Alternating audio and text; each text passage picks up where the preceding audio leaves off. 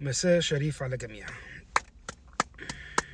شابو شابو مسلسل أصحاب الأرض. حقيقة أنا كنت عايز أعمل الفيديو ده من أول حلقة، لكن دايما بقول انتظر للآخر حتى تقيم تقييما سليما.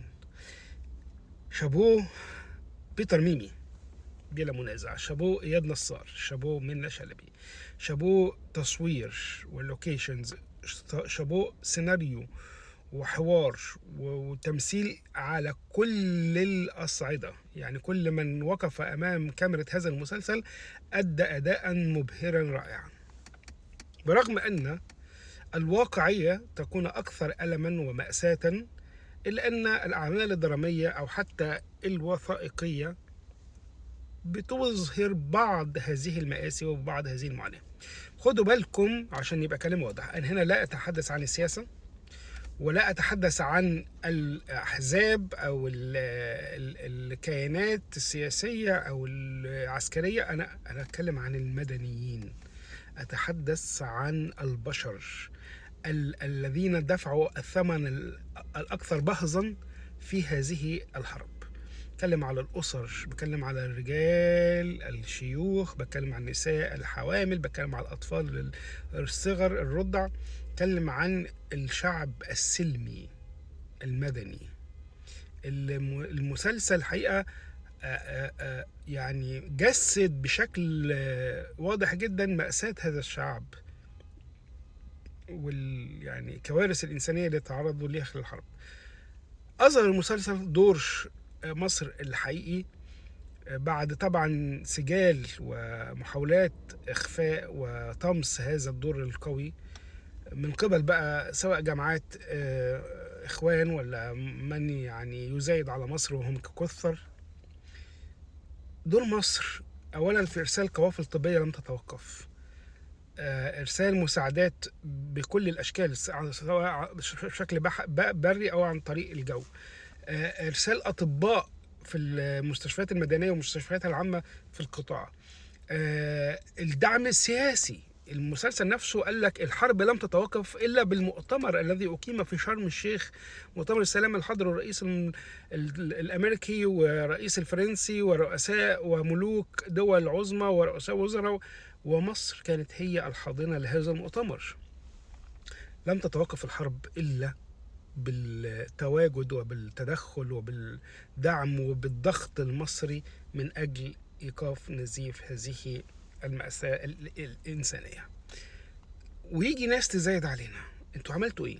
يعني يروح شوية عيال يقفلوا سفارات مصرية في الخارج بإقفال، ويرموا بوية حمراء، ويطلعوا شوية شرذمة على قنوات الفضائية يغلطوا ويزايدوا على مصر، ويقول لك شوية ناس من شمال افريقيا لا هم يعني لا عملوا ولا سووا حاجة، يقول لك احنا هنعمل قافلة، ولما القافلة ديت ما تنسقش مع مصر ومصر توقف القافلة من اجل عدم التنسيق المسبق، يزعلوا ويتقمصوا ويرمونا ويرموا العساكر بتوعنا بالاحذية. ايه ده؟ انتوا عملتوا ايه؟ هو في مين غير مصر اللي واقف مع الناس هناك؟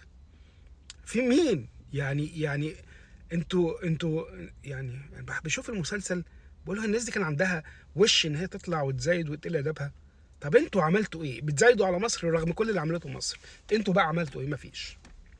فالمسلسل من فم اصحاب القضية واصحاب الارض شهدوا لدور مصر القوي الانساني السياسي المادي المعنوي الطبي يعني على كل الأصعدة.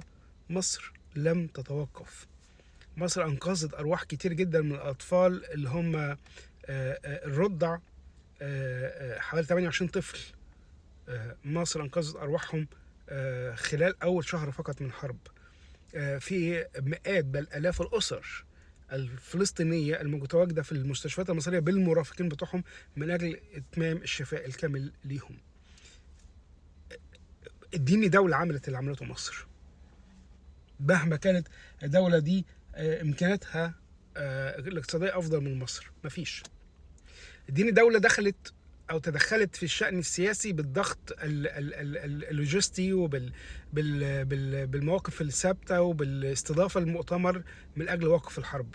حد عمل زي مصر ما عمل، مفيش. فانا بستغرب الناس دي من باي وش بيتكلموا وبيهاجموا. هرجع تاني للمسلسل.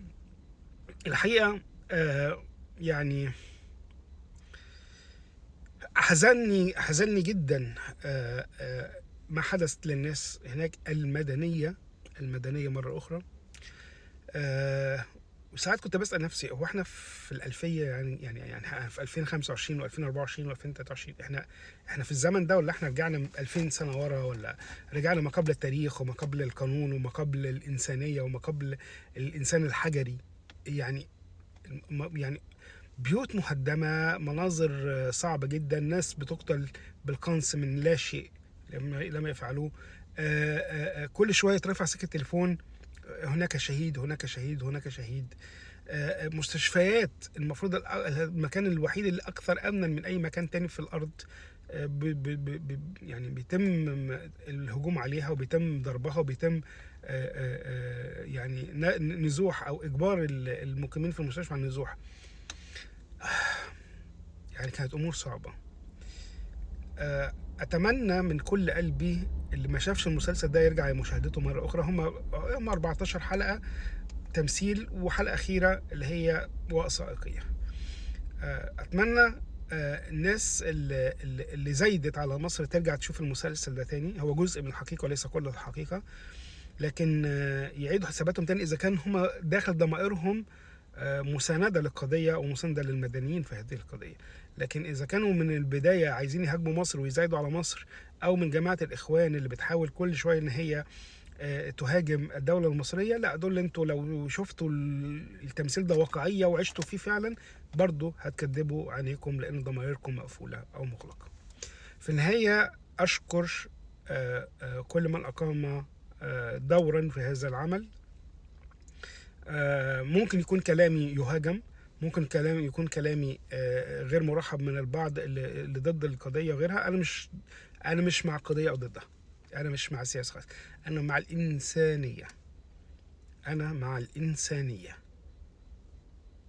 يعني من يقتل بدون وجه حق، بدون أن يحمل سلاح، بدون أن يهاجم أو يرهب آخرين، فهذا أمر مشين. هذا it's on shame. هذا من العار أن تقتل مدنيا، بالذات الأطفال والرضع والشيوخ الكبار والنساء السالمات، تقتلهم بدون وجه حق. شكرا لكم، وهذه كانت شهادة لابد أن تسجل في سياق هذا العمل الدرامي الرائع جدا، الذي أعتقد لن يمحى أو لن ينسى أو لن يعني يلغى من التاريخ. شكرا جدا لكم.